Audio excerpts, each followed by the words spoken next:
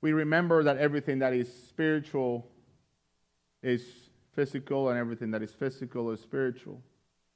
This is a picture that I took after I tripped and I was beaten, and after recovering. This is a celebration from going from the season of practice to the season of games with these 4 or 5-year-olds. It's something magical that happens. At some point, you are a stranger, and now I'm Coach Mario forever and ever. I think Matt might be one of the people who will be able to speak to this. When you are just not Mario, but you are Coach Mario. And when you're Coach Mario, it doesn't matter what mommy and daddy says. Coach Mario said. Not even pastors have that power. I'm sure Kayla will be able to tell you that. It doesn't matter if the player makes it to the major leagues, you're still coach.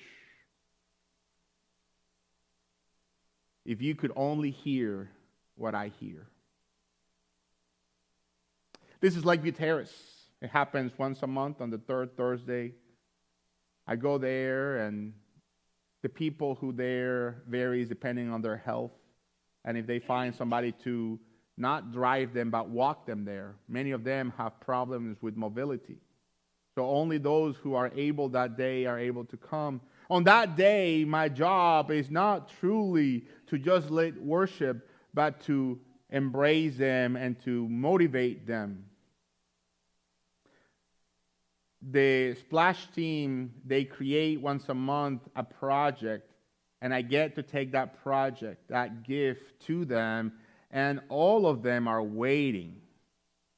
And more than the Bible lesson, they want to know about the child that made that cross for them. So on the back of the cross normally is the name of the child. They want to know about who Lydia is. They want to know who Nico is. And what can you tell me about this child? And they received that with joy as it was their own.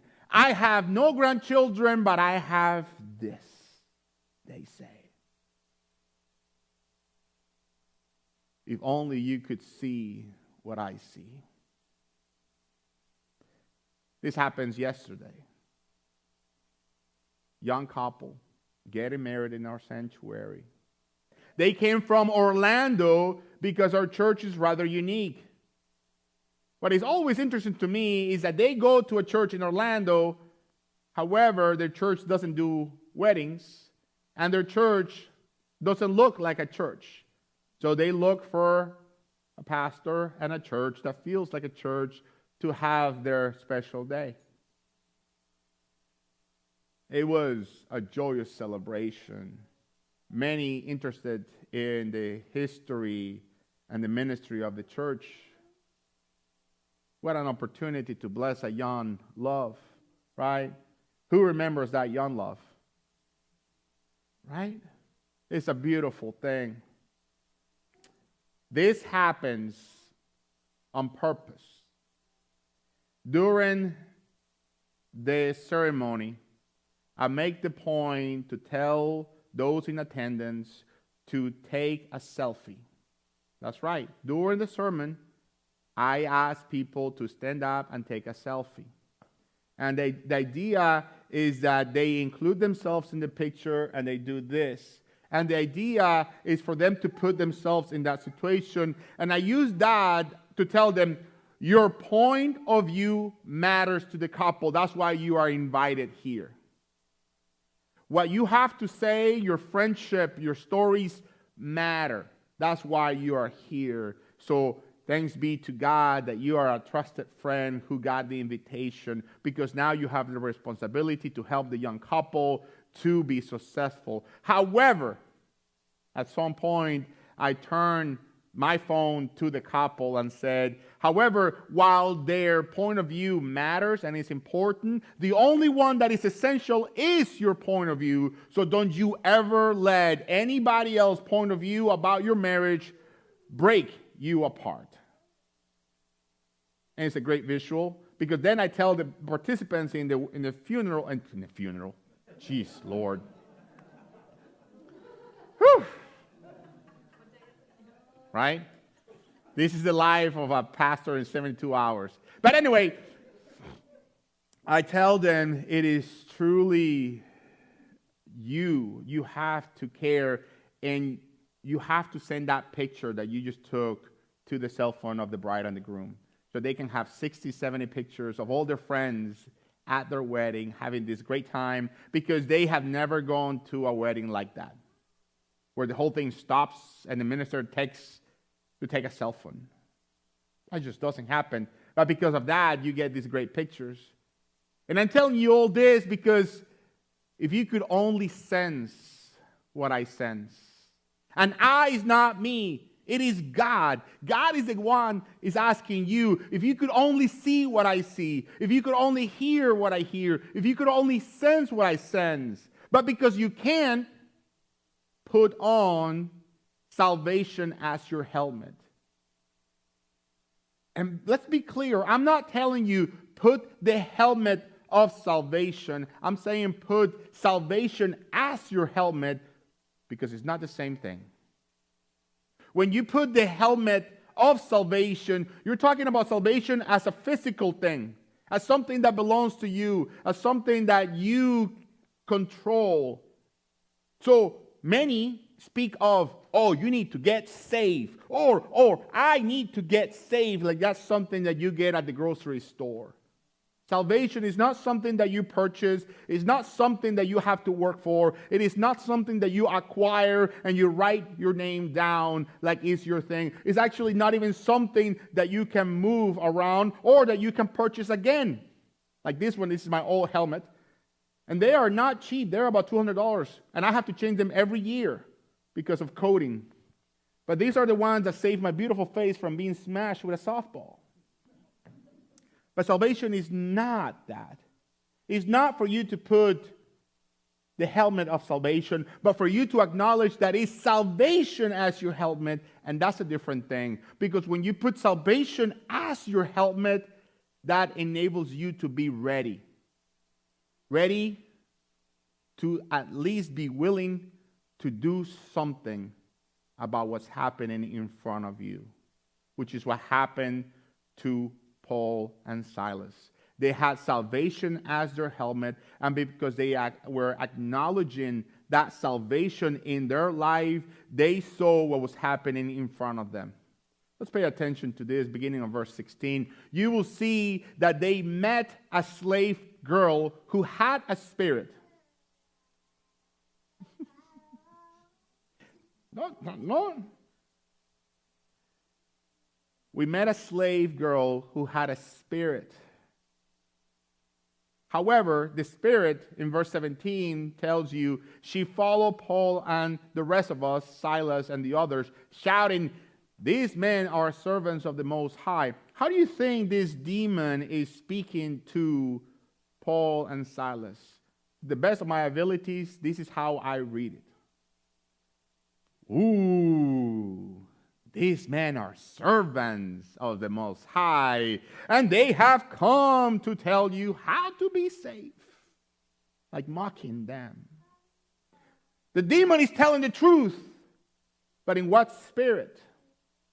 As I read it, the demon knows that the girl is the slave, and is acknowledging that the disciples are also slaves. But is that the same kind of servanthood? Does the demon and God do the same thing to people? Does God control us as puppeteer, controlling what we say and how we do it? No. As we are servants of God, we are free in Christ, unlike the demon. Obviously, in verse 18, they says that this went on and on day after day until Paul got what? Exasperated. Not to the blabbering of the demon, but to see this woman being not free. I believe with my whole heart that it's not Paul that got exasperated with being bothered, but that he got tired and grew tired of seeing someone being abused by someone else in that way. Obviously, verse 19 to 24 tells you the rest of the story of what happens to them. The owner of the woman who was making a profit because of the demons, their wealth was shattered. Now the city is in uproar because of what Paul and Silas have begun to do. And in verse 22, it tells you that the customs are illegal for us Romans to do. And you know what they're talking about? Freedom. The one thing that it was not a custom was for strangers to set people free. Have you ever considered how the custom that they were punishing Paul and Silas with was that you set someone free and you have no ability, no power, no control to set someone free? And so Paul and Silas were stripping and beaten down because they didn't know, the crowd didn't know that Paul was a Roman citizen. And they were thrown into prison, and the jailer was put in charge of their life.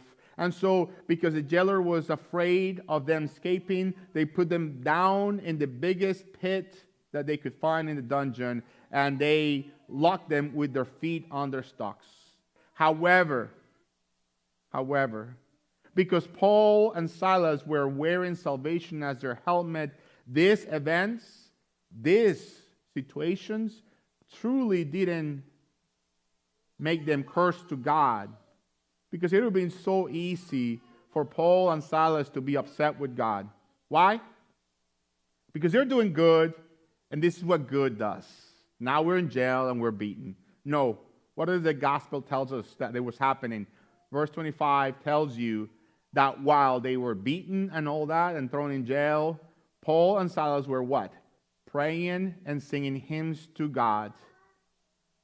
And not only were doing that, but the prisoners were listening. Like this. Hey, Jed, come here. I need your help. Come here. Now that I have everybody's attention,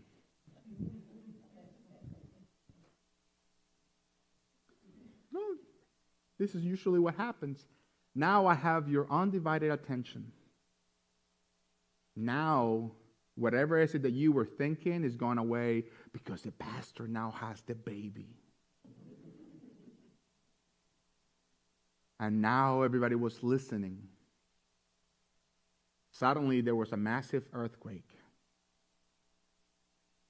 And the chains were broken. And the jailer was freaking out because the jailer was responsible for Paul and Silas. And so he was about to kill himself. And what did Paul shout? Stop. Don't kill yourself.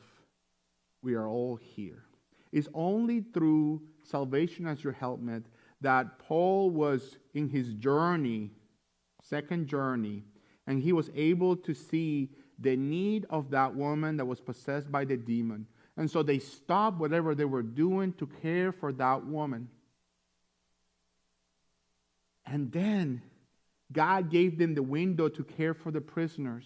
And so they were able to give salvation and a good news to the prisoners. And now it's not only about the woman, it's no longer about the prisoners, but now it's about the jailer. And if you continue reading, and I'm not going to tell you what happens on verse 30 and forward, because that's going to be your homework. Because the story then becomes about the jailer. And at some point the jailer says, what do I have to do to be safe? Pay attention to what the jailer does. Salvation is not something simply that you just put on and you go on your merry way. Salvation requires activity, requires action. And you're able to see that. You're able to see that. Because God gets your attention. Because when you put salvation as your helmet, your purview changes. What you hear changes. What you think changes. Because now you're seeing it not through your eyes only, but through the eyes of God. What do you think happens when I am able to tell these children that I'm coach and I say I'm also a pastor and I care for them? They don't care that I'm a pastor. They don't care about my titles. They care about what I put my time and energy with them. Same thing with lectitarians. They don't care I'm the pastor. They care that I am a person that invests their time in them. In the wedding, truly, Donnie and Kristen are not members of the church. Why would I go through the hassle of doing all that when they don't belong to us? No, they do belong to us. They chose us. We are responsible for how we host and care for people. Once you put salvation as your helmet, you have a different point of view of the world and how you engage. So you don't have to respond with hate. You don't have to respond with the same energy. You can shift your energy with purpose. My friends, what I am aiming to share with you today is that when you put salvation as your helmet, God renew your mind so that your ideas, opinion, and worldviews are re-examined. I'm not talking about changing your opinions or ideas or worldviews. I want you to re-examine them. Is what you think you believe truly what you believe? I also want you to explore and expand your senses. What you see, what you smell, what you taste, what you hear, what you sense. You have to push your senses. You cannot be dormant. You cannot be in a bubble. The world is too large. And when you feel that the whole thing is crumbling down, whether it's a relationship, a job, a task, I want you to remember to look up and to look within. To look up, to know that the world is bigger than you, and to look within because the Spirit of the living God is already inside of you. How does this come to life and how does this become real in your life? Here's how it is.